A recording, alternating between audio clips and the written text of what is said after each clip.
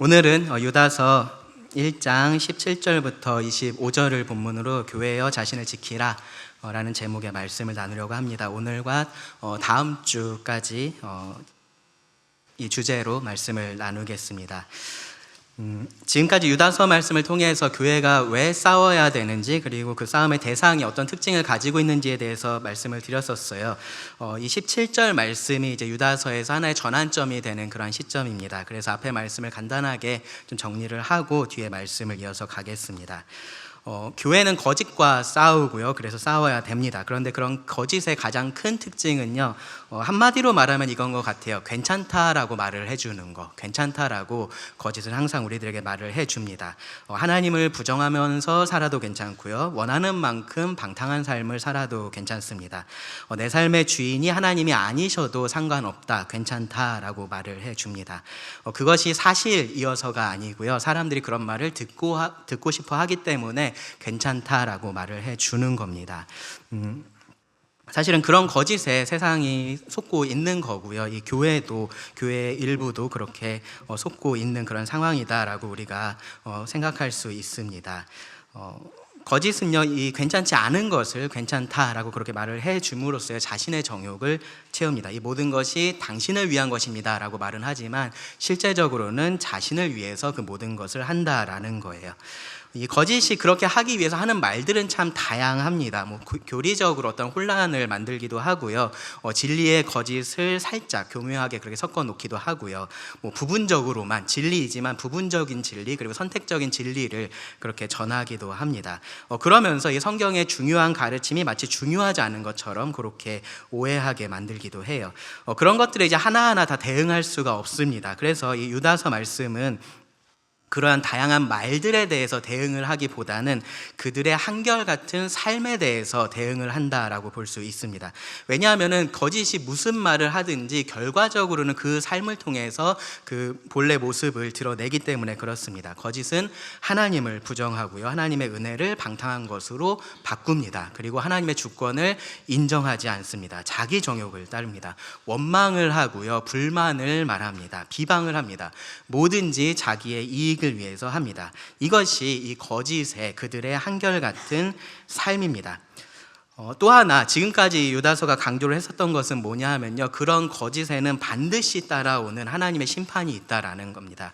거짓은 항상 그 끝에 좋은 것이 있을 것처럼 얘기를 해요. 그 길을 따라가면은 그것이 나에게 이익이 될 것처럼, 유익이 될 것처럼 그렇게 말을 합니다. 그런데 그렇지 않다라는 겁니다. 궁극적으로는 언제나 하나님의 심판에 이르게 됩니다. 그 심판이라는 것이 지금 당장 눈앞에 보이지 않습니다. 그래서 사람들은 거짓을 따르는 거예요. 그런데 성경은 그 심판이 있다라고 확실하게 말씀을 하고 있습니다. 이렇게 말씀을 정리해서 보니까요, 이런 생각이 들었습니다. 이 거짓이라는 것이 교회 안에 들어온, 그리고 우리를 무너뜨리려고 하는, 유혹하는 이 거짓이라는 것이 정말로 맛있는 독약 같다라는 생각이 들었습니다. 맛이 있으니까 계속해서 찾게 되는 거죠. 자기도 모르게 나를 이것이 죽이고 있다라는 것도 모르면서 계속해서 그것을 찾게 되는 겁니다. 한편으로는 마약하고도 같아요. 이것이 나쁜 것인 줄을 압니다. 이것을 내가 취했을 때 올 결과에 대해서도 알지만 지금 당장 눈앞에 있는 이 순간의 쾌락이 너무 좋아 보이는 거죠. 그래서 그것을 선택하면서 다른 귀한 모든 것들을 포기하게 만드는 것이 거짓입니다. 그렇기 때문에 여러분, 나에게 영향을 주고 있는 이 독약 같은 것이 무엇이 있는지, 이 마약 같은 것이 무엇이 있는지 정말로 스스로 자기 자신을 점검해 봐야 됩니다. 교회 안에는요, 실제로 이런 거짓을 적극적으로 전파하는 거짓 교사들도 있고요. 그리고 그런 거짓에 영향을 받아서 어느 정도 타협을 한 그러한 사람들도 있습니다. 타협은 하지 않았는데 지금 아주 강하게 유혹을 느끼고 있는 그 경계선에 서 있는 그러한 사람들도 있습니다. 유다서 17절부터 25절 이 끝까지 마지막 말씀이요, 사실은 이런 모든 요소들이 고려된 권면의 말씀이라고 할 수 있습니다. 정확히 말하면 23절까지가 권면의 말씀이고요, 그리고 24절, 25절이 마지막 송영, 마지막 찬양의 찬양 부분이에요. 이 전체 말씀을 저는 교회여 자신을 지키라 라는 하나의 제목으로 함께 말씀을 살펴보려고 합니다. 그래서 이번 주 다음 주 말씀을 2시간에 걸친 설교라고 생각하시고 들어주시면 될 것 같습니다. 크게 보면요, 네 부분으로 이 부분을 우리가 좀 나눠볼 수 있습니다. 17절부터 19절에서는 경고를 기억하라 라고 그렇게 말씀을 정리할 수 있고요. 그리고 20절부터 21절에서는 사랑 안에 머물라 라고 말씀을 정리할 수 있습니다. 그리고 22절, 23절 그들을 긍휼히 여기라, 그리고 24절, 25절 하나님을 의지하라, 그렇게 이 말씀을 우리가 정리할 수 있습니다. 오늘은 1번과 2번 경고를 기억하라 그리고 사랑 안에 머물라, 이 두 명령에 대해서 같이 한번 살펴보기 원합니다. 우리가 자신을 지키기 위해서 반드시 따라야 할 그러한 명령입니다. 먼저 첫째는 뭐냐면요, 경고를 기억하는 겁니다. 기억하는 것. 17절 시작에 보시면 유다가 다시 사랑하는 자들아 라고 하면서 이 마지막 권면의 말씀을 시작하는 것을 볼 수 있습니다. 처음에 3절에서 보면 사랑하는 자들아 라고 시작을 했었죠. 그러고 나서 계속해서 이 사람들에 대해서 말을 했습니다. 교회 안에 가만히 들어온 이 사람들이 어떤지 봐라 라고 하면서 말씀을 했었습니다. 그런데 이제 다시 17절에 와서 사랑하는 자들아 라고 하면서 구분하면서 말을 하는 거예요. 교회 안에 들어온 그런 거짓과 거짓 교사들, 거짓의 영향을 받은 사람들과 참된 성도들을 지금 구분하면서 말을 하고 있는 겁니다. 물론 이 유다서의 말씀을 받았던 그 독자들 중에서는 이 사람들이 숨어 있었겠죠. 그렇죠? 그것을 모르고서 지금 이런 얘기를 하고 있는 게 아니고요. 너희가 정말로 참된 성도라면, 너희가 정말로 구원받은 자들이라면 이 말씀에 따라서 너희가 이 명령에 순종해야 된다, 이 권면의 말씀을 정말로 새겨 들어야 한다, 지금 그렇게 말을 하고 싶은 겁니다. 가장 먼저 하는 그 권면의 말씀이 바로 기억하라입니다. 기억하라. 17절 말씀을 읽어보시면요, 사랑하는 자들아 너희는 우리 주 예수 그리스도의 사도들이 미리 한 말을 기억하라. 기억하라, 성경에서 우리가 자주 마주하게 되는 그런 명령 중에 하나예요. 세본 사람들에 따르면은 제일 많이 등장하는, 성경에 제일 많이 나오는 명령은 두려워하지 말라라고 하더라고요. 두려워하지 말라, 겁내지 말라, 그 명령이 가장 많고요. 그 다음에 이 기억하라라는 명령도 사실은 그에 못지않게 성경에서 우리가 자주 봅니다. 좀 여러 가지 형태로 나오죠. 기억하라, 잊지 말라, 너희가 알아야 된다, 생각하라, 이제 그러한 말씀들로 우리가 그런 말씀들이 비슷한 명령이라고 생각을 할 수 있습니다. 이것이요, 단순히 머릿속에 너희가 무언가를 알고 있어야 돼, 내가 시험 낼 테니까 이거 너희가 맞출 수 있어야 돼, 그런 말을 하는 것이 아니고요, 이것을 마음 가운데 깊이 새겨서 그것에 따라서 너희가 이렇게 살아야 된다라는 말씀을 하는 겁니다. 여기서는 지금 뭐를 기억하라라고 말을 하고 있냐면요, 우리 주 예수 그리스도의 사도들이 미리 한 말을 너희가 그렇게 마음속에 새기고 있어야 된다라고 말을 하고 있는 겁니다. 사도들을 통해서 전해진 이 권위 있는 그 하나님의 말씀을 기억해야 된다라고 말을 하는 거예요. 이 사도들이 그러면은 그 거짓 교사들하고 뭐가 다르냐? 예수님께서 십자가 이후에 보시면요, 그 십자가 이후에 어떤 일이 일어날지를 십자가 전에 말씀을 해 주셨어요. 제자들에게 먼저 말씀을 해 주셨습니다. 내가 이제는 아버지께로 돌아갈 것이고, 그리고 내가 다시 돌아올 거야. 그리고 그 동안에 너희가 이 땅에 나 없이 있을 텐데, 그 동안에는 내가 너희들을 그냥 내버려 두는 것이 아니라 보혜사 성령님을 아버지께 구해서 보내주겠다라고 그렇게 말씀을 하십니다. 요한복음 14장 16절 17절에서 말씀하시는데요, 내가 아버지께 구하겠으니 그가 또 다른 보혜사를 너희에게 주사 영원토록 너희와 함께 있게 하리니 그는 진리의 영이라. 세상은 능히 그를 받지 못하나니 이는 그를 보지도 못하고 알지도 못함이라. 그러나 너희는 그를 아나니 그는 너희와 함께 거하시며 또 너희 속에 계시겠음이라. 성령님께서 믿는 자들과 교회와 계속해서 함께 하실 것에 대해서 말씀을 하세요. 근데 그 성령님을 뭐라고 표현을 하셨냐면은 17절에서 진리의 영이라고 표현을 하셨습니다. 진리의 영, 진리의 영. 진리의 영이신 성령님께서 오셔서 하실 중요한 일을 예수님께서 그 다음에 말씀을 해주십니다. 26절에 보시면 보혜사 곧 아버지께서 내 이름으로 보내실 성령, 그가 너희에게 모든 것을 가르치고 내가 너희에게 말한 모든 것을 생각나게 하리라. 이 성령님께서 진리를 가르치실 거고, 예수님께서 제자들에게 가르치셨던 그 모든 것들을 생각나게 해서 그것을 깨닫게 하실 것이다 라고 말씀을 하신 거예요. 그리고 이 말씀에 따라서 성령님께서 오셨고요. 그리고 그 성령님께서 특별하게 이 예수님의 말씀을 들었었던 이 사도들을 가르치고 예수님께서 그들에게 직접 하신 그 말씀을 생각나게 하셨습니다. 그리고 그것으로 교회의 기초를 놓게 하셨습니다. 그래서 성경에 보면은 이 사도들에 대해서 교회의 터라고 표현을 해요. 에베소서 2장 10절에서 그러죠. 너희는 사도들과 선지자들의 터 위에 세우심을 입은 자라. 성령님을 통해서 사도들이 진리의 기초를 놓은 겁니다. 이미 그 진리를 견고하게 교회의 기초에 세워둔 겁니다. 그래서 사도 요한은요, 더 나은 진리를 내가 알고 있다, 우리가 그것을 가지고 있다라고 주장하는 사람들에 대해서 이렇게 말을 했어요.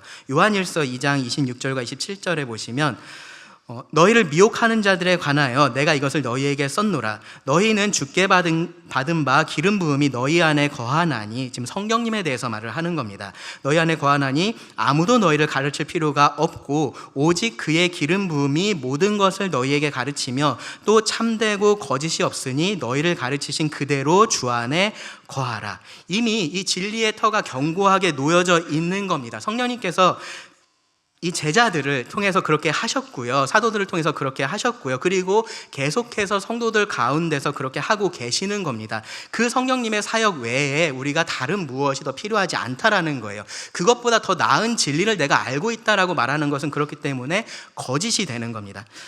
이것과 관련해서 이 진리와 관련된 성령님의 사역 세 가지를 우리가 생각해 볼 수 있어요. 먼저는 뭐냐면은 성령님께서 이 성경의 저자들, 사도들이죠, 대부분. 이 성경의 저자들에게 특별히 역사하셔서 하나님의 말씀을 오류 없이 기록하게 하셨다라는 겁니다. 그것을 우리가 뭐라 그러죠? 성령의 감동하심. 그렇죠? 성령의 감동하심이라고 말을 합니다. 두 번째로요, 성령님은 그렇게 기록된 이 하나님의 말씀을 성도들이 읽을 때에 그것을 깨닫게 하세요. 그것을 뭐라 그러죠? 성령의 조명하심이라고 합니다. 조명하심. 그렇게 해서 깨닫게 하시는 겁니다.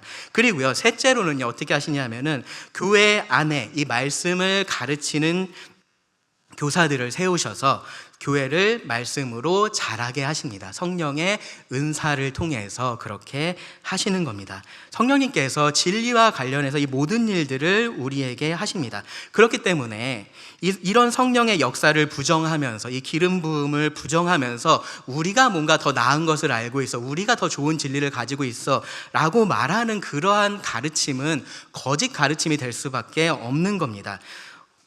사도 요한은 그러한 가르침이 너희에게 절대로 필요하지 않다라고 이야기를 해요. 사실은 필요하지 않은 정도가 아니고요, 있으면 안 되는 겁니다. 성령님이 진리의 영이시기 때문에 그 밖에 있는 어떠한 가르침도 필요하지 않습니다. 그것은 거짓이기 때문입니다. 유다서의 논리도 사실은 동일했어요. 이 진리에 대해서 3절에서 뭐라고 표현을 했었는지 여러분 기억하시죠? 성도에게 단번에 주신 믿음의 도라고 표현을 했었습니다. 뭔가를 더해도 안 되고요, 거기서 뭔가를 빼도 안 되는 불변의 진리를 주셨다라는 겁니다. 사도들을 통해서 주셨다라는 거죠. 교회가 그런 진리의 기둥과 터입니다. 그리고 그 진리를 무너뜨리려고 하는 그 모든 거짓을 그래서 교회에게 경계하라고 말하는 거고요, 그것에 대항해서 싸우라라고 말을 하는 겁니다. 근데 한편으로는요, 이런 상황이 좀 잘 이해되지 않는 면이 있을 수도 있습니다. 복음이라는 것이 그렇게 영광스러운 건데, 영광스러운 복음인데 왜 이런 핍박을 받는지 이해가 잘 안 될 수도 있어요. 혹은요, 이 그리스도의 거룩한 교회인데 어떻게 이 안에 거짓이 침투하고 성도들이 어떻게 그런 유혹에 빠지는지 이해가 되지 않을 수가 있습니다. 더 나아가서는요, 이것이 뭔가 교회가 지금 잘못하고 있는 것 아니냐라는 생각이 들 수 있어요. 교회가 핍박을 받는 것, 이러한 유혹을 받는 것들이 교회가 뭔가 잘못된 것을 따르고 있기 때문에 지금 그런 거 아니냐라는 생각이 들 수도 있습니다. 혹은요, 하나님께서 지금 이런 교회를 포기하고 계신 것 아니냐라는 마음이 들 수도 있습니다. 그러면서 교회에 대해서 낙심하거나 좌절하는 그런 마음들이 생길 수가 있습니다. 유다는요, 그래서 첫 번째 권면의 말로 이렇게 얘기를 하고 있는 겁니다. 너희는 우리 주 예수 그리스도의 사도들이 한 말을 기억하라. 성령님께서 그의 사도들을 통해서 하신 말씀을 기억하라라는 겁니다. 거짓 교사들이 하고 있는 그러한 말들에 귀 기울이지 말고 그것에 속지 말고 지금 이러한 일들이 일어나고 있는 것이 교회가 문제가 있다라고 말을 하고 있는 것이 아니다라는 것을 알라라는 겁니다. 주께서 특별히 세우신 이 사도들이요, 이미 이 사실에 대해서 말을 했고요, 기록을 해뒀습니다. 그리고 그것이 의미하는 바를 우리는 잘 알아야 됩니다. 무슨 말을 했냐 하면요, 특별히 이와 관련해서요, 18절에 보시면 이렇게 정리를 했습니다. 그들이 너희에게 말하기를, 너희들에게 직접적으로 그렇게 전달해 줬다라는 겁니다. 말하기를 마지막 때에 자기의 경건하지 않은 정욕대로 행하며 조롱하는 자들이 있으리라 하였나니. 이런 일들이 있을 것에 대해서, 교회가 이런 어려움을 겪을 것에 대해서 이미 말을 했다라는 겁니다. 지금 여기서 말하고 있는 이 표현들 우리가 충분히 다 살펴봤기 때문에 제가 또 반복해서 하진 않겠습니다. 거짓의 특징에 대해서 말하고 있는 거죠, 그렇죠? 하나님을 인정하지 않고 자기가 원하는 대로 하는 겁니다. 그러면서 오히려 하나님을 인정하면서 하나님의 뜻에 따라서 살려고 하는 그런 사람들을 조롱합니다. 하나님의 심판 없으니까 편하게 살면 되는데 왜 저렇게 사는 거야? 라고 말을 하는 거죠. 진리를 조롱합니다. 마치 예수님께서 십자가에 달리셨을 때 그 밑에 있던 사람들이 내려와 봐라, 그럼 우리가 믿겠다라고 말했던 것처럼 똑같이 그렇게 하고 있다라는 거예요. 이 말세를 살고 있는 사람들이 그렇게 하고 있다라는 겁니다. 애초에 믿을 생각이 없습니다. 애초에 믿을 생각이 없어서 그 증거를 부정하고 있는 것인데, 증거가 없어서 마치 믿지 못하고 있는 것처럼 그렇게 조롱을 하는 겁니다. 이런 사람들에 대해서요, 그리고 교회 안에 이런 거짓에 대해서 사실은 예수님께서 가장 먼저 말씀을 하셨습니다. 산상수훈의 결론에 보시면 예수님께서 이렇게 말씀을 하십니다. 마태복음 7장 15절에 보시면 거짓 선지자들을 삼가라. 양의 옷을 입고 너희에게 나아오나 속에는 노략질하는 이리라. 양의 옷을 입고 양무리 가운데 있는 이리가 있을 것에 대해서 말씀을 하신 겁니다. 조금 더 내려가서 22절과 23절에 보시면 이렇게 말씀을 하셨습니다. 그날에 많은 사람이 나더러 이르되 주여 주여 우리가 주의 이름으로 선지자 노릇하며 주의 이름으로 귀신을 쫓아내며 주의 이름으로 많은 권능을 행하지 아니하였나이까 하리니 그때에 내가 그들에게 밝히 말하되 내가 너희를 도무지 알지 못하니 불법을 행하는 자들아 내게서 떠나가라 하리라. 이 사람들은요, 예수님의 이름으로 일을 했습니다. 그렇죠? 예수님의 이름으로 선지자 노릇을 했고, 예수님의 이름으로 귀신을 쫓아냈고, 예수님의 이름으로 많은 권능을 행했습니다. 이렇게 했을 때 사람들은 이 사람들에 대해서 어떻게 생각했을까요?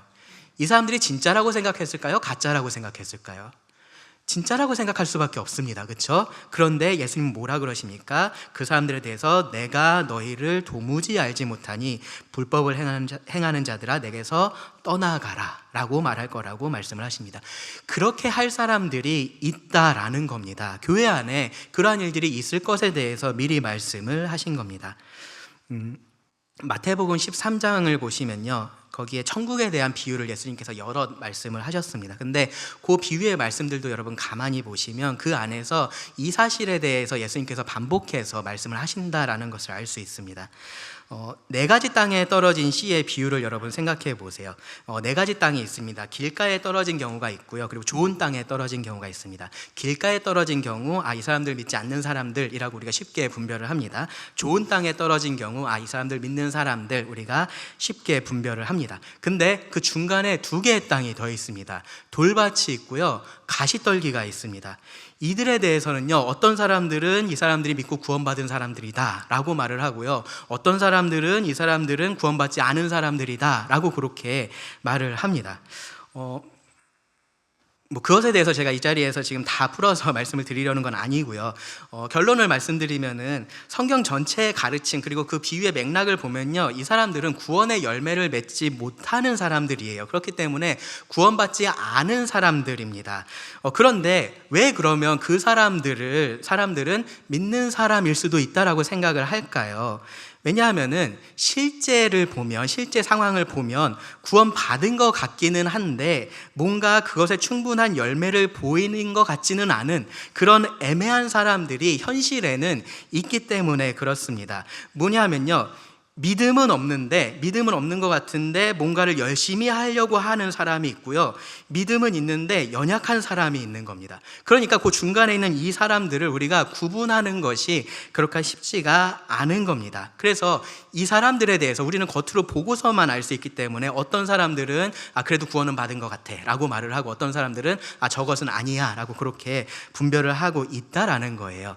그 분별을 어떻게 해야 되느냐에 대한 말씀을 드리려는 게 아니고요, 교회 안에 그러한 것들이 현실적으로 있다라는 겁니다. 그리고 사탄은 실제로 그런 것들을 교묘하게 이용을 하고 있습니다. 그래서 믿음이 실제로는 없는 사람을 마치 있는 것인 것처럼, 그냥 연약한 상태인 것처럼 그렇게 속이고 있다라는 겁니다. 예수님의 또 다른 비유를 보세요. 그 비유에서는 조금 더 명확하게 말씀을 하세요. 곡식하고 함께 자라는 가라지가 있다라고 말씀을 하십니다. 교회 안에 그렇게 거짓이 들어올 것에 대해서 말씀을 하신 거예요. 교회가 그렇게 어려움을 겪게 되는 겁니다. 그런 모습들이요, 시간이 지날수록 조금씩 더 분명해집니다. 예수님은 세상 끝에 대해서 말씀하실 때요, 이런 징조를 언급을 하셨어요. 마태복음 24장 4절 5절에 보시면 이렇게 말씀하셨습니다. 예수께서 대답하여 이르시되 너희가 사람의 미혹을 받지 않도록 주의하라. 많은 사람이 내 이름으로 와서 이르되 나는 그리스도라 하여 많은 사람을 미혹하리라. 바울도 똑같은 사실을 미리 말했습니다. 디모데전서 4장 1절에 보시면요, 그러나 성령이 밝히 말씀하시기를 후일에 어떤 사람들이 믿음에서 떠나 미혹하는 영과 귀신의 가르침을 따르리라 하셨으니. 디모데후서 3장에서도요, 바울이 이 말세에 고통하는 때가 이를 것에 대해서 말을 하면서요, 그 특징에 대해서 이야기를 합니다. 쾌락 사랑하기를 하나님 사랑하는 것보다 더하고, 그리고 경건의 모양은 있으나 그 능력은 부인하는 것을 말합니다. 유다서에서 볼 수 있는 이 거짓 교사의 특징하고 똑같습니다. 사도 요한도요, 요한일서 2장 18절과 19절에서 말합니다. 아이들아, 지금은 마지막 때라. 적 그리스도가 오리라 하는 말을 너희가 들은 것과 같이 지금도 많은 적 그리스도가 일어났으니, 궁극적으로 마지막 때에 적 그리스도가 오게 될 거예요. 근데 지금도 그와 똑같은 사람들, 그의 길을 따르는 사람들이 이미 많이 일어나고 있다라는 겁니다. 그러므로 우리가 마지막 때인 줄 아노라. 그들에 대해서 그러면서 말을 해요. 19절 보시면 그들이 우리에게서 나갔으나 우리에게 속하지 아니하였나니. 우리에게서 나갔다라는 말은 무엇을 의미합니까? 우리 안에 있었다라는 것을 의미하죠. 그렇죠? 우리 안에 그들이 같이 있었던 겁니다. 근데 그들에 대해서 우리에게 속하지 아니하였다라고 말을 합니다. 만일 우리에게 속하였더라면 우리와 함께 거하였으려니와 그들이 나간 것은 다 우리에게 속하지 아니함을 나타내려 함이니라. 이게 단순히 교회 안에 있다가 교회 밖으로 가고 그런 얘기를 하고 있는 것이 아닌 거예요. 정말로 믿음을 가진 사람, 구원을 받은 사람으로서 우리 가운데 있었는데 거기서 나간 사람들이 있는 겁니다. 이제는 그 믿음을 부인하는 사람들, 자신의 정욕을 쫓아서 정말로 이제는 제대로 살고 있는 사람들, 그런 사람들이 있다라는 겁니다. 그럼 그것을 어떻게 볼 거냐? 이 사람이 구원을 받았었는데 구원을 잃어버린 거냐? 아니라는 겁니다. 애초에 우리에게 속하지 않았다라고 말을 해요. 처음부터 구원받은 것이 아니었던 겁니다. 근데 우리는 몰랐던 겁니다.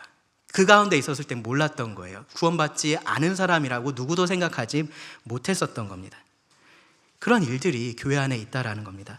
사도 베드로도 똑같이 말합니다. 베드로서 2장 1절에 보시면 그러나 백성 가운데 또한 거짓 선지자들이 일어났었나니 이와 같이 너희 중에도 거짓 선생들이 있으리라. 예전에도 그랬었고 지금도 그렇다라고 말을 하고요, 앞으로도 그럴 거다라고 이야기를 하는 겁니다. 그들은 멸망하게 할 이단을 가만히 끌어들여 자기들을 사신 주를 부인하고 임박한 멸망을 스스로 취하는 자들이라. 베드로서 3장 3절을 보시면요, 먼저 이것을 알지니 말세에 조롱하는 자들이 와서 자기의 정욕을 따라 행하며 조롱하여 라고 말씀을 합니다. 사도들의 입을 통해서요, 성령님께서 분명히 이미 말씀을 하셨다라는 겁니다. 교회가 이러한 어려움을 겪을 거고 이런 유혹을 겪을 것이다, 교회가 이러한 연약한 상황들에 있게 될 것이다 라고 이미 말씀을 하셨다라는 겁니다. 이들에 대해서 19절에 보시면, 유다서 1장 19절에 보시면 이제 유다가 이들이 어떤 사람들인지를 분명하게 말합니다. 이 사람들은 분열을 일으키는 자며 육에 속한 자며 성령이 없는 자니라. 이 사람들은요, 화평케 하는 사람들이 아니고요, 분열을 일으키는 자들이다 라고 말을 합니다. 10절 말씀에서 이들이 알지 못하는 것을 비방한다라고 말을 했었어요. 그렇죠? 그렇게 하면서 진리를 왜곡하고 거짓이 참인 것처럼 주장을 해서 교회를 분열시키는 그러한 사람들이었던 겁니다.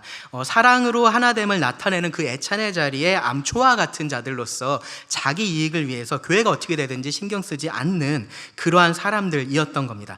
특별히 여러분 기억하실 텐데요. 8절에서 이 사람들을 뭐라고 표현을 했었습니까? 꿈꾸는 자들, 그렇죠? 꿈꾸는 자들. 뭐냐면요, 자기들만 특별한 무언가를 가지고 있다라고 말을 하는 사람들인 겁니다. 하나님께서 이 사도들을 통해서 말씀하신 거 말고 나에게 뭔가 다른 것을 더 말씀하신다라고 말을 하면서 자신과 자신을 따르고 있는 이 무리와 그렇지 않은 다른 성도들을 구별짓는 그러한 분열을 이들이 일으켰습니다. 이들의 특징으로 유다는요, 이들이 육에 속한 자, 그리고 성령이 없는 자라고 그렇게 언급을 해요. 아마도 이 사람들이 그 반대의 주장을 했기 때문일 겁니다. 뭐냐면은 우리가 영에 속한 자들이고 우리가 성령이 충만한 자들이야 라고 그렇게 했기 때문일 겁니다. 그렇게 하면서 분열을 가져온 겁니다. 요한복음 7장에 보시면요, 그 7장 말씀에서 사람들이 예수님에 대해서 좀 혼란스러워하는 장면이 있어요. 예수님과 이 사람이 정말로 그리스도가 맞는지 아닌지 이제 그것에 대해서 혼란스러워하는 그러한 장면이 있습니다. 그런 중에 이제 대제사장들과 바리새인들이 아랫사람들을 보내가지고 상황을 알아보게 해요. 그리고서 예수를 잡아오라고 그렇게 시켰습니다.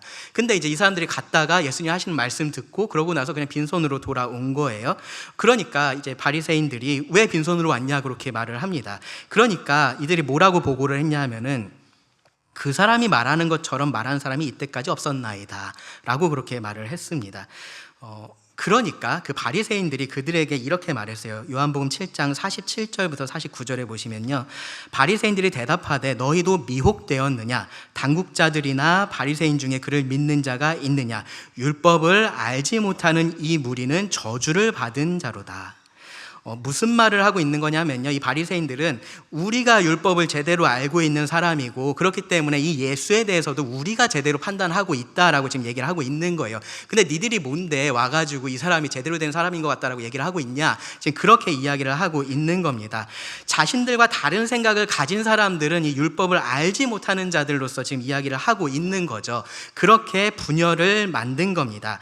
이 유다서에 등장하는 거짓 교사들도요, 동일하게 그렇게 했습니다. 자신들만 진리를 아는 것처럼 하면서 교회를 분열되게 했을 겁니다.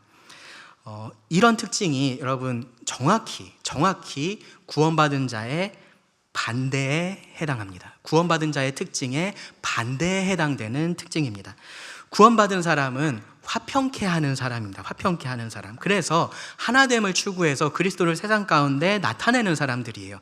요한복음 13장 35절에서 예수님 말씀하셨죠. 너희가 서로 사랑하면 이로써 모든 사람이 너희가 내 제자인 줄 알리라.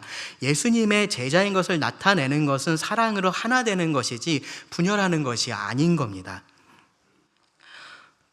그리고요, 구원받은 자는요, 영에 속한 사람이고요, 성령이 그 안에 거하시는 사람입니다. 로마서 말씀을 볼게요. 로마서 8장 9절에서 이렇게 말씀합니다. 만일 너희 속에 하나님의 영이 거하시면 너희가 육신에 있지 아니하고 영에 있나니 누구든지 그리스도의 영이 없으면 그리스도의 사람이 아니라. 그렇단 말은 19절에서 유다는 지금 이 사람들에 대해서 뭐라고 말하고 있는 겁니까? 이 사람들은 구원받은 사람이 아니다라고 말을 하고 있는 겁니다. 그들의 말은 성령님께서 하신 말씀에 반하고 있고요. 그리고 그들의 삶도 똑같이 그렇기 때문에 그렇습니다. 그런 사람들이 교회 안에 있으면서 그들로 인해서 교회는 어려움을 겪게 될 것에 대해서 성경은 이미 예언을 하고 있다라는 겁니다. 그리고 그 사실을 기억하라라고 지금 유다는 이 독자들에게 말을 하고 있습니다. 마치 잊지 말아야 할, 정말로 있을 수 없는 그러한 일들이 지금 일어나고 있고 하나님께서 마치 이 상황을 제대로 보고 있지 못하시거나 통제하고 있지 않은 것처럼 그렇게 생각하지 말라라는 겁니다. 놀라지 말고 실망하지 말고 다만 조심하고 경고를 받아야 한다라고 말을 하는 겁니다. 유다서가 기록된 이후에 지금 훨씬 더 많은 시간이 흘렀죠. 그렇죠? 그만큼 우리가 세상의 끝에 더 가까이 와 있습니다. 그리고 그 말은요, 이때에 교회 안에 침투해 있던 그 거짓이 지금은 훨씬 더 많이 교회 안에 들어와 있다라는 겁니다. 그것이 이상한 일은 아니다라는 거예요. 그게 좋다라고 말씀을 드리는 게 아닙니다. 우리가 그렇게 해야 된다라고 말씀드리는 게 아니고요. 다만 그러한 현상들이 일어나는 것을 우리가 이상하게 생각하면서 놀랄 일은 아니다라는 겁니다. 성경이 그렇게 예언을 했고요. 그리고 그것이 이루어져 가고 있는 것을 우리는 보고 있는 겁니다. 당장에 여러분이 자주 들으시는 그런 설교나 혹은 책이나 읽으신 책이나 이제 그런 것들을 보세요. 성경에 오류가 없다, 성경은 오류가 없는 하나님의 말씀이다라고 가르치고 있는 교회들이 얼마나 있는지 한번 보시기 바랍니다. 물론 겉으로는 다 성경이 하나님 말씀이라고 이야기는 해요. 근데 그 말을 가만히 들어보면은 정말 그렇게 믿고 있는 거 맞아라는 생각이 들 때가 너무나 많이 있습니다. 설교를 하는 사람부터가 그렇습니다. 이 하나님의 말씀을 전하는 그 설교 자리에 하나님의 말씀을 듣기가 어렵습니다. 세상의 철학이 그 안에서 더 많이 이야기가 되고 있고요. 심리학적인 분석이 훨씬 더 많이 들어가 있고요. 그 안에 자기 주장이 들어가 있고 자기 경험이 가득가득 그 안을 채우고 있습니다. 하나님의 말씀을 뺀 그 자리 다른 것들을 채워놓고 있는 겁니다. 성경을 말하는 사람들은요, 또 이 성경에 대한 새로운 해석들을 또 이렇게 계속해서 내놓습니다. 그런데 굉장히 흥미로운 것은 뭐냐 하면요, 그 성경에 대한 새로운 해석이라고 말을 하는 것이 우리가 과거에는 몰랐던 이러한 것들을 알게 돼서 이제는 성경 이 말씀을 우리가 이렇게 봐야 된다라고 그렇게 말하는 것들이 세상의 가치관에 하나같이 부합하고 있다라는 것이 놀랍습니다. 그것은 무슨 의미냐 하면요, 정말로 성경을 정직하게 읽고 성령님의 조명하심을 받아서 그러한 결론에 도달한 것이 아니라 세상의 가치관에 성경을 계속해서 끼워 맞추려고 하고 있는 그러한 노력에 불과하다라는 겁니다. 근데 그것을 이제는 우리가 이것을 더 잘 알고 있다라고 하면서 마치 새로운 진리를 발견한 것처럼 이야기를 하고 있다라는 거예요. 그러면서 결국은 사람들이 어려워하고 있는 하나님의 말씀들, 받아들이기 힘들어하는 그런 말씀들을 제거하고 있습니다. 하나님의 심판에 대해서 말하지 않고요, 지옥에 대해서 말하지 않습니다. 회개에 대해서 말을 하지 않습니다. 그런 것들을 빼놓고 성경에 그런 말씀이 마치 없는 것처럼 그렇게 새로운 해석을 합니다. 우리 주변에서 그리고 우리들 안에서 이러한 일들이 크게 작게 정말로 빈번하게 일어나고 있습니다. 그런 것들이 마치 교회에 더 이상 소망이 없는 것처럼 그렇게 보이기도 하는 거예요. 오늘날 많은 사람들이 때로는요, 그런 이유로 교회를 떠나기도 합니다. 그래서 한편으로는 그런 마음이 조금은 이해가 되기도 해요. 이 거짓에 물들어 있는 그 교회에 계속 있는 것이 오히려 해롭다라고 생각하는 그런 것들이 이해는 됩니다. 그런데 반드시 우리가 기억을 해야 될 것은 뭐냐 하면요, 그런 일이 있다라고 해도 이 교회 자체에 대해서 우리가 실망을 하거나 낙담할 필요는 없다라는 겁니다. 그렇게 하는 것조차도요, 사실은 이 사탄의 거짓에 우리가 패하는 거고요, 그리고 그것에 굴복하고 있는 그러한 모습이에요. 하나님께서 교회를 진리의 기둥과 터로 세우셨는데 내가 그것을 떠나는 거잖아요. 성경은 이런 일에 대해서 이미 예언을 했다라는 사실을 우리가 기억을 해야 됩니다. 지금 이 모습 때문에 하나님께서 당황하고 계시지 않습니다. 놀라고 계시지 않아요. 어떻게 교회가 이런 일이 있지?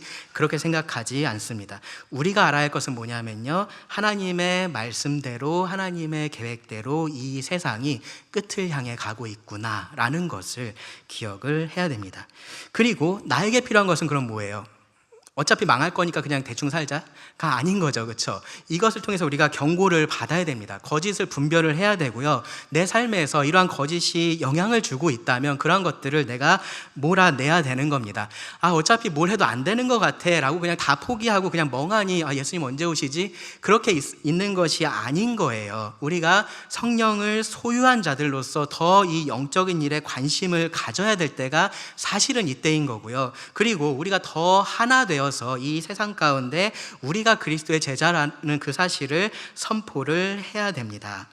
그러기 위해서 여러분이 경고의 말씀을 기억을 하시기 바랍니다. 이 모든 것들이 하나님의 계획 안에 있다라는 것을 아시고요, 낙심하지 마시기 바랍니다. 이것이 우리가 자신을 지키기 위해서 순종해야 될 첫 번째 명령입니다. 다음으로 20절부터 21절의 말씀을 살펴보겠습니다. 이 이 말씀에는요, 사실은 4개의 명령이 주어져 있어요. 근데 그 중에서 21절에 있는 지키라라는 이 명령이 핵심 명령입니다. 그리고 나머지 3개의 명령이 이 핵심이 되는 명령을 어떻게 이룰 수 있는지에 대해서 그렇게 말씀을 해줍니다. 이 명령들을 하나로 묶으면 하나님의 사랑 안에 머물라라고 그렇게 할 수 있습니다. 먼저 21절의 명령을 먼저 보면요, 하나님의 사랑 안에서 자신을 지키라라고 그렇게 명령을 하고 있어요. 이 지킨다라는 동사가 유다서에 사실 여러 번 등장을 합니다. 6절에도 보시면 2번 거기서 등장을 하는데요, 거기 보시면 천사들이 자기 지위를 지키지 않았다라고 말을 하고요, 하나님께서 그들을 흑암 가운데서 벗어나지 못하도록 가두어 두셨다라고 하는데 이것도 똑같은 동사가 사용이 됐습니다. 그러니까 이 지킨다라는 말이 무엇을 의미하는 거냐 하면은 어떤 장소에서 벗어나지 않도록 하는 것이 지킨다라는 말의 의미인 거예요. 머물러 있는 것을 의미를 하는 겁니다. 21절에 명령이 사실은 그런 뉘앙스를 가지고 있는 겁니다. 하나님의 사랑 안에서 자신을 그 사랑 안에 계속해서 머물러 있게 하라라고 지금 이야기를 하고 있는 겁니다. 특별히 지금 이제 싸움에 대해서 얘기를 하고 있으니까 그냥 머물러 있는 것이 아니라 그런 싸움에 맞서 싸우면서 그 자리를 계속해서 지키고 있는 것, 거기에 서 있는 것을 의미를 합니다. 근데 명령이 보시면 하나님의 사랑 안에서 자신을 지키라예요. 지키라. 근데 1절 말씀에서 우리가 이미 하나님의 사랑 안에 있다라는 것을 우리가 살펴봤었습니다. 기억나시죠? 그 중간쯤에 있습니다. 하나님 아버지 안에서 사랑을 얻고 그리스도인들에 대해서 이미 부르심을 받은 자들은 하나님의 사랑 안에, 하나님 안에서 사랑을 얻고 있는 사람들로서 그렇게 말을 하고 있습니다. 근데 왜 자신을 지키라고 말을 하고 있을까요? 그 사랑 안에서 자신을 왜 지켜야 한다, 머물러야 한다라고 말을 하고 있을까요? 얻기는 했는데 잘못하면 그걸 잃어버릴 수 있어서 그럴까요? 그렇지 않습니다. 그렇죠? 로마서 8장 39절에서 분명하게 말합니다. 그 어떤 피조물도 우리를 우리 주 그리스도 예수 안에 있는 하나님의 사랑에서 끊을 수가 없다라고 아주 분명하게 말을 합니다. 우리는 가끔씩 그런 생각이 들 수가 있어요. 나 정말로 하나님 사랑을 받기에 좀 부족한 것 같아. 네, 정말로 내가 아닌 것 같아 라는 생각이 들 수 있습니다. 근데 그러할지라도 우리가 그 하나님의 사랑 밖으로, 우리가 이미 그 사랑 안에 들어와 있다면 그 밖으로 나갈 수는 없습니다. 그러면 왜 이미 우리가 하나님의 사랑 안에 있는데 왜 그 사랑 안에서 자신을 지키라라고 말씀을 하고 있을까요? 성경에 보면요, 이런 명령들이 종종 있습니다. 그렇죠? 우리가 이미 거룩해졌는데 우리에게 어떻게 하라 그럽니까? 거룩하라라고 그렇게 말씀을 합니다. 이미 그리스도 안에서 우리 안에 계시는데 우리에게 그리스도께서 우리 안에 계시게 하라라고 그렇게 명령을 합니다. 이런 명령들을 여러분 보시면요, 어떻게 이해를 하셔야 되냐 하면은 온전한 상태로 나아가라, 혹은 그것을 너희가 온전히 누려야 한다라는 의미로 받아들이시면 됩니다. 여기서도 마찬가지예요. 하나님의 사랑을 온전히 누리는 그 자리에 계속해서 머물러 있어라 라고 그렇게 말을 하고 있는 겁니다. 그럼 사랑을 온전히 누린다라는 건 뭘까요? 자, 하나님께서 우리가 죄를 지을 때 징계를 하십니다. 그렇죠? 그 징계는 사랑일까요? 아닐까요? 네, 징계도 사랑은 맞죠. 네, 징계도 분명히 사랑입니다. 하나님께서 사랑하는 자녀를 징계하신다라고 그렇게 말씀을 하세요. 근데 계속해서 징계만 받아요. 계속해서 만약에 징계만 받고 있으면 그것이 사랑을 온전히 누리는 걸까요? 아닐까요? 아니에요. 그렇죠? 왜냐하면은 하나님은 그런 식의 사랑을 계속해서 부어주고 싶어 하시는 분이 아니시니까요. 그렇죠? 순종하는 자녀로서 하나님과의 친밀한 관계를 누리길 원하시지 계속해서 이 사람을 징계하는 그런 힘든 사랑이라 그러죠. 그런 힘든 사랑을 우리들과 누리기를 원하시는 분이 아니십니다. 그렇다면 우리도 마찬가지인 거죠. 하나님과의 친밀한 관계 속에서 계속해서 거하는 것을 지금 이 명령은 말을 하고 있는 겁니다. 그것을 지키는 겁니다. 그럼 어떻게 할 수 있느냐? 예수님께서 말씀을 하세요. 요한복음 15장 9절 10절에서 이렇게 말씀을 하십니다. 아버지께서 나를 사랑하신 것 같이 나도 너희를 사랑하였으니 나의 사랑 안에 거하라. 네, 나의 사랑 안에 거하라. 사랑이 눈에 보이면 글로 뛰어들면 될 것 같은데 그게 아니죠. 그렇죠? 그럼 어떻게 사랑 안에 거할 수 있느냐? 내가 아버지의 계명을 지켜 그의 사랑 안에 거하는 것 같이 너희도 내 계명을 지키면 어떻게 된다고요? 내 사랑 안에 거하리라 라고 말씀을 합니다. 그 사랑 안에서 우리가 그 친밀한 관계의 기쁨을 누릴 수 있게 된다라고 말씀을 하시는 겁니다. 그렇기 때문에 하나님의 말씀에 순종하는 것이 바로 이 사랑 안에 계속해서 거할 수 있는 그러한 방법입니다. 거짓이 정확히 이 반대를 말한다는 것을 여러분 잘 아셔야 됩니다. 하나님의 은혜를 방탕한 것으로 바꿔도 괜찮다라고 말을 했죠. 그렇죠? 하나님의 주되심을 부인해도 괜찮다라고 말을 했습니다. 그래도 여전히 하나님의 사랑 안에 거할 수 있다라고 말을 했습니다. 이게 정말로 모순이 되는 말입니다. 사랑이라는 것이요, 한쪽 방향으로만 가능한 것이 아니잖아요. 그렇죠? 우리가 온전한 사랑의 기쁨을 누리려면 이것은 상호작용이 필요한 겁니다. 한쪽에서만 사랑을 계속해서 하는 것을 우리는 사랑의 관계라고 말을 하지 않습니다. 자, 하나님, 나의 어떠함과 관계없이 나를 사랑하십니다. 맞나요? 맞습니다. 그렇죠? 옳은 말입니다. 근데 그러니까 나는 하나님을 사랑하지 않아도 돼 라고 말을 한다면, 그렇게 말을 하는 사람은 하나님을 사랑하는 사람입니까? 사랑하지 않는 사람입니까? 사랑하지 않는 사람인 겁니다. 절대로 그렇게 말을 할 수가 없는 겁니다. 순종하고 사랑하고 다른 거 아니에요. 사랑이라는 것은 감정이고 순종은 우리가 어떤 머리로서 행동하고 그런 것들 아닙니까? 라고 말을 할 수 있는데요, 그렇지 않습니다. 이 순종이라는 것과 사랑이라는 것은 언제나 같이 갑니다. 그리고 그것이 같이 있을 때에 그것이 진정한 사랑이 됩니다. 성경에서 말하는 사랑하라는 언제나 그 두 가지를 함께 포함을 합니다.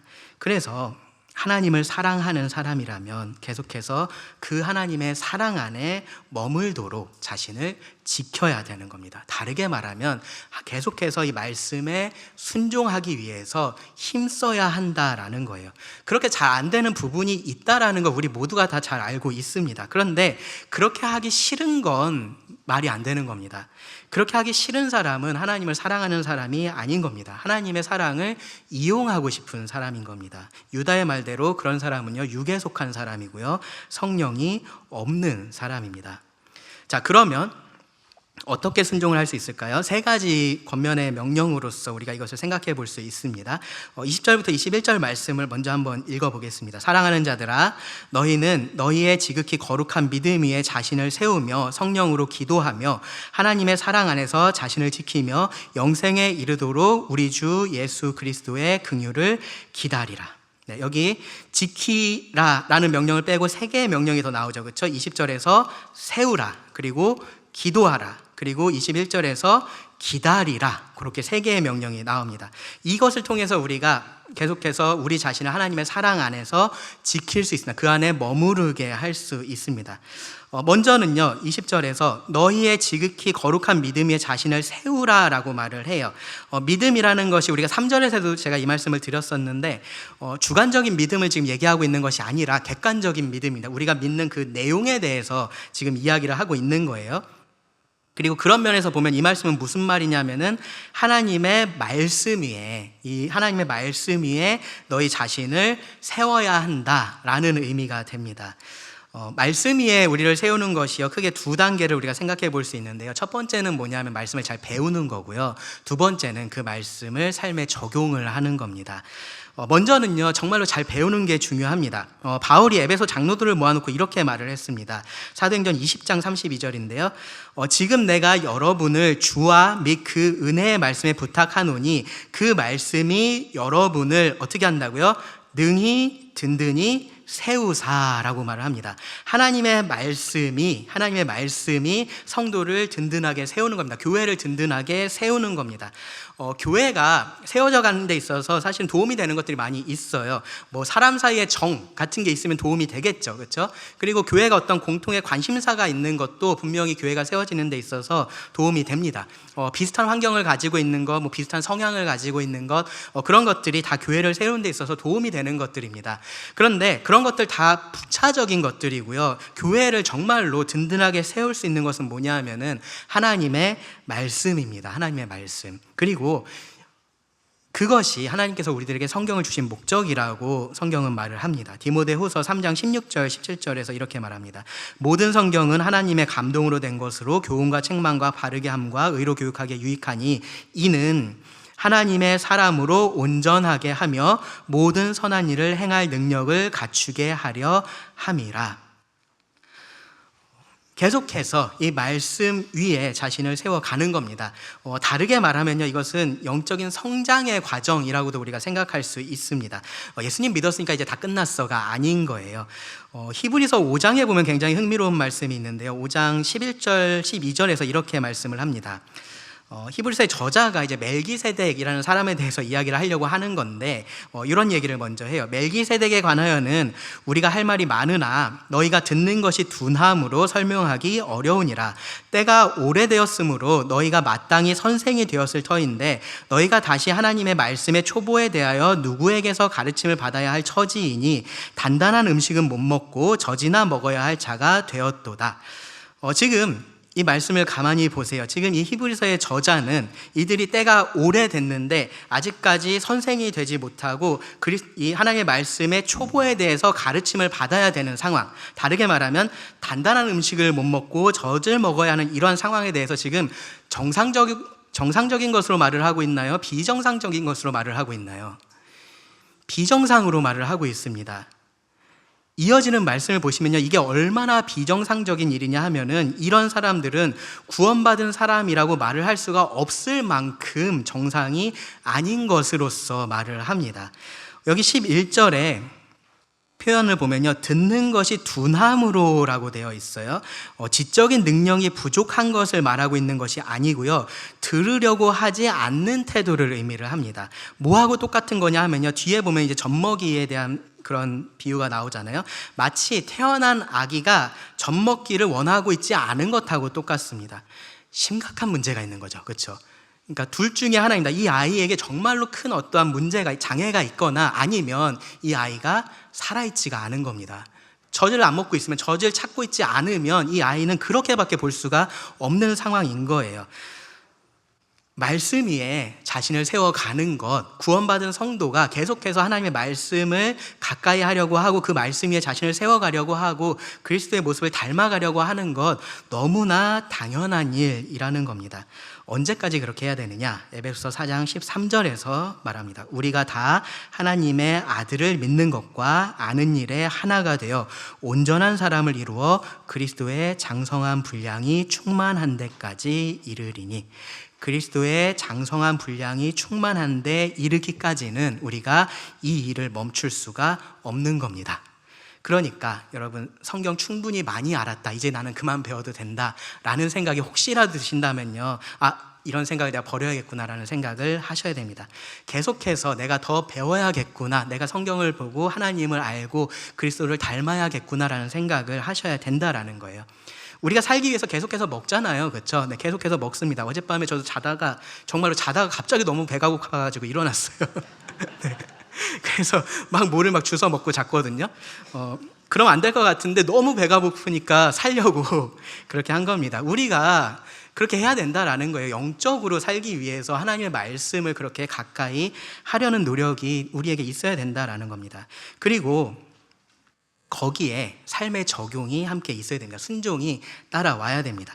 이 순종이라는 것이요, 여러분, 이것은 결과로서 드러나는 것이기도 한데 이것이 하나의 원인이 되기도 해요. 무슨 말이냐면은 우리가 말씀을 그냥 읽고 알고만 있을 때가 아니라 이것을 내 삶을 통해서 순종할 때, 내 삶에 적용할 때 정말로 그때 이 말씀 위에 나를 세우는 것이 되기 때문에 그렇습니다. 그리고 한번 그렇게 해보면요, 정말로 하나님의 말씀이 능력이 있구나, 정말로 하나님의 말씀이 나를 이렇게 세워가는구나 라는 것을 알게 되면은 다시 또 말씀으로 돌아가서 내가 이 말씀을 세울 수 있는 그러한 원동력이 됩니다. 진리의 말씀이, 이 하나님의 말씀이 진리라는 것을 내 삶을 통해서 그렇게 증명을 하면요, 말씀 위에 나를 더 굳게 세워갈 수가 있다라는 겁니다. 거기까지 우리가 나아가야 됩니다. 그래서요, 정말로 계속해서 여러분, 이 말씀으로 나를 세우는 일에 게을리하지 마시기 바랍니다. 이 교회에서 이루어지는 하나님의 말씀 사역들이 사실 많이 있잖아요. 그렇죠? 이런 것들에 여러분 최선을 다해서 참여를 하시고요, 유익을 누리셔야 됩니다. 근데 그걸로 충분하다라고는 생각하지 마세요. 일상에서도 매일매일 계속해서 말씀으로 나를 세우기 위한 모든 수단을 동원하셔야 됩니다. 바쁘고 시간이 없고 그런 것들 우리가 다 알고 있습니다. 근데 그것 때문에 내가 말씀을 못 읽는다라는 것은요, 너무 무책임한 핑계예요. 그것 때문에 나의 영혼이 죽어가는 겁니다. 이것보다 더 중요한 일이 없습니다. 두 번째로요, 성령으로 기도하라라고 20절에서 말합니다. 성령으로 기도하라. 이 성령으로 기도하는 게 도대체 뭘까 싶으시면요, 성령 없이 기도하는 게 무슨 의미인지를 한번 생각해 보세요. 성령 없이 기도하는 것, 이 거짓 교사들에 대해서 유다가 성령 없는 자들이라고 표현을 했습니다. 그럼 이 사람들은 어떤 기도를 했을까요? 자기 욕심을 위해서 기도를 했을 겁니다. 이것이 그대로 이루어지기를 위해서 기도를 했을 겁니다. 그리고 원하는 대로 되지 않았을 때는 불평을 하고 하나님께 원망을 했을 겁니다. 그것이 성령 없이 기도를 하는 겁니다. 그럼 성령으로 기도하는 거는요, 정확히 그 반대이겠죠. 그렇죠? 내 뜻대로 내가 원하는 것을 구하는 것이 아니라 하나님께서 원하시는 것, 성령님께서 원하시는 것을 구하는 겁니다. 우리가 기도 끝에 예수님의 이름으로 기도합니다, 아멘이라고 하는 것은 이것을 해야 이 기도의 효력이 생겨난다, 그런 의미가 아니잖아요. 그렇죠? 네, 내 모든 기도가 하나님의 뜻에 합한 겁니다. 예수님이셔도 이렇게 기도하실 겁니다 라는 것을 우리가 기도를 하는 겁니다. 성령님이 우리를 위해서 기도하신다라고 성경이 말을 해요. 로마서 8장 26절 27절에서 말을 합니다. 이와 같이 성령도 우리의 연약함을 도우시나니 우리는 마땅히 기도할 바를 알지 못하나 오직 성령이 말할 수 없는 탄식으로 우리를 위하여 친히 간구하시느니라.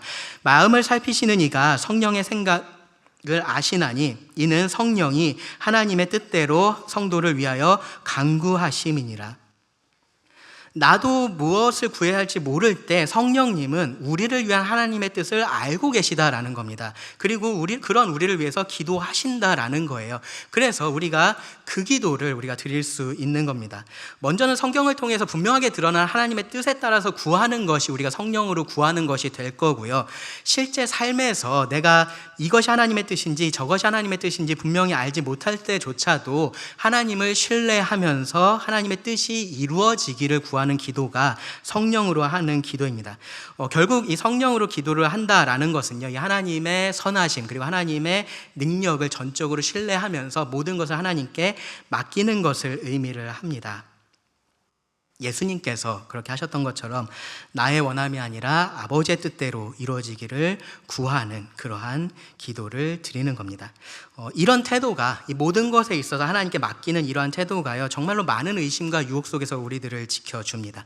우리는 너무 쉽게 어떤 것들을 내 생각으로 판단을 하고요, 이게 마치 절대적인 진리인 것처럼 옳다고 그렇게 생각을 해요. 근데 그런 생각을 일단은 내려놓고 항상 기도로 하나님의 뜻을 먼저 구하고 그 하나님을 의지하는 것, 그것이 우리가 하나님의 사랑 안에 머물 수 있는 방법입니다. 세 번째 권면은요, 21절의 뒷부분에 나오는데요, 영생에 이르도록 우리 주 예수 그리스도의 긍휼을 기다리라입니다. 거짓을 따르는 자들에게 예수님의 심판이 기다리고 있습니다. 그것처럼 진리를 따르는 자들에게는 예수님의 긍휼이 기다리고 있습니다. 지금 눈앞에 좋아 보이는 이 세상의 것을 따르다 보면요, 결국은 멸망에 이르게 되는 것처럼 영혼에 속한 것을 믿음의 눈으로 바라보면서 따르다 보면 결국은 영생에 이르게 됩니다. 이것이 참된 믿음을 가진 사람들의 기다림, 소망이고요, 인내입니다. 그리고 그 소망이 지금의 삶을 순종으로 이끕니다. 부활에 대해서 바울이 말하면서 이런 말을 했습니다. 고린도전서 15장 19절에서 만일 그리스도 안에서 우리가 바라는 것이 다만 이 세상의 삶뿐이면 모든 사람 가운데 우리가 더욱 불쌍한 자이리라. 31절과 34절에서는 이렇게 말했습니다. 형제들아, 내가 그리스도 예수 우리 주 안에서 가진 바 너희에 대한 나의 자랑을 두고 단언하노니 나는 날마다 죽노라. 내가 사람의 방법으로 에베소에서 맹수와 더불어 싸웠다면 내게 무슨 유익이 있으리요? 죽은 자가 다시 살아나지 못한다면 내일 죽을 터이니 먹고 마시자 하리라. 속지 말라. 악한 동무들은 선한 행실을 더럽히나니 깨어 의를 행하고 죄를 짓지 말라. 하나님을 알지 못하는 자가 있기로 내가 너희를 부끄럽게 하기 위하여 말하노라. 이 소망이 없으면요, 우리가 가장 불쌍한 사람들이라는 겁니다. 이 소망이 없으면 오늘을 우리가 경건하게 살고 하나님의 뜻에 따라서 순종하고 살고 하는 것들이 사실은 아무런 의미가 없는 것이 돼버린다라는 거예요. 그 말은요, 우리가 이 소망이 있다라고 해도 이 소망을 바라보고 있는 우리의 눈이 흐려지면요, 그만큼 순종하기도 힘들어진다라는 의미가 됩니다. 왜냐하면 내가 왜 그렇게 살아야 하는지 그 이유가 점점점 희미해지기 때문에 그렇습니다. 그렇게 되면요, 성경을 읽고 기도하는 것이 그냥 종교생활, 하나의 종교생활이 되고요, 순종하는 것도 형식적인 것만 남게 됩니다. 그렇게 해서 우리가 하나님의 사랑 안에 머물지 못하게 되면요, 하나님의 사랑 안에서 조금씩 멀어지게 되면은 그만큼 세상은 나에게 매력적으로 보이기 시작합니다. 저기서 얻을 수 있는 것들이 하나님의 사랑 안에 있는 것보다 훨씬 더 좋아 보이기 시작합니다. 거짓에 취약하게 되는 거죠. 그리고 결국은 거기에 휩쓸리게 되는 겁니다. 그래서 이 소망이 중요합니다. 이 소망을 우리가 계속해서 분명하게 바라보는 것이 중요합니다. 예수님께서 제자들에게 말씀하셨고요. 그리고 예수님께서 승천하실 때 천사들이 말을 했고요. 그리고 성경이 분명하게 기록을 하고 있는 것처럼 예수님께서 다시 오십니다. 우리가 믿음으로 죄송합니다. 우리가 믿음으로 봤었던 이 모든 것들을 우리 눈으로 보게 될 그날이 오게 된다라는 겁니다. 그래서 여러분, 그날을 기다리고 살아가시기 바랍니다. 그날을 기다리는 사람이 오늘을 제대로 살 수가 있습니다. 결국 이 모든 것들에 여러분 최선을 다해서 하나님의 사랑 안에 머물도록 그렇게 힘쓰셔야 됩니다. 말씀으로 나를 세우시고요. 그리고 기도로 하나님을 의지하시고요. 소망으로 인내하시기 바랍니다. 그렇게 순종의 삶을 살아가시기를 바랍니다. 어느 수준에서 그냥 멈춰도 괜찮겠지라고 생각하지 마시고요. 내가 지금 계속해서 이 물살을 거슬러서 헤엄을 치고 있다라는 생각을 하시고 계속해서 앞으로 나아가기 위해서 살아가시기 바랍니다. 그래야 우리가 우리 자신을 지킬 수 있습니다. 마지막으로 한 가지만 말씀을 드리고 말씀을 마무리를 하겠습니다. 이 모든 명령에 대해서요, 우리 각자가 정말로 최선을 다해서 노력을 해야 돼요. 근데 꼭 한 가지 기억하셔야 될 건 뭐냐면요, 우리가 함께 힘써서 이 일을 하면 훨씬 더 이 일이 쉽다라는 겁니다. 교회가 이래서, 교회가 나의 이런 필요들을 채워주지 못해서 내가 지금 이런 식으로 신앙생활을 할 수밖에 없어 라고 말하는 것은 사실은 핑계입니다. 그렇죠? 결국 하나님 앞에 가서 우리는 개인의 신앙으로 서게 될 거잖아요. 다른 사람을 우리가 핑계할 수 없습니다. 그런데 그 모든 것들을 우리가 함께 하면 더 잘할 수 있는 것도 엄연한 사실입니다. 교회에 지나치게 의존적이어서, 사람에게 지나치게 의존적이어서 누가 이렇게 해주지 않으면 나는 아무것도 할 수 없는 사람이야 라고 생각하는 것도 큰 문제인데요, 반대로 난 교회 필요 없어, 난 아무도 필요 없고 나 혼자서 신앙생활해도 아무런 문제 없어 라고 생각하는 것도 문제입니다. 제가 일부러 말씀을 안 드렸는데 20절부터 21절에 있는 이 모든 명령들이 복수형으로 되어 있습니다. 개인에게 주는 명령이기도 하지만 이것을 우리가 함께 순종해야 한다라는 것을 이야기를 하는 겁니다. 교회로서 함께 이러한 일들을 우리가 순종해야 됩니다. 우리가 살고 있는 이 세상이 어떤 세상인지 여러분 잘 아실 거예요. 내가 정말로 혼자서 괜찮다라고 생각하는 것은 너무 심각한 교만이고 착각입니다.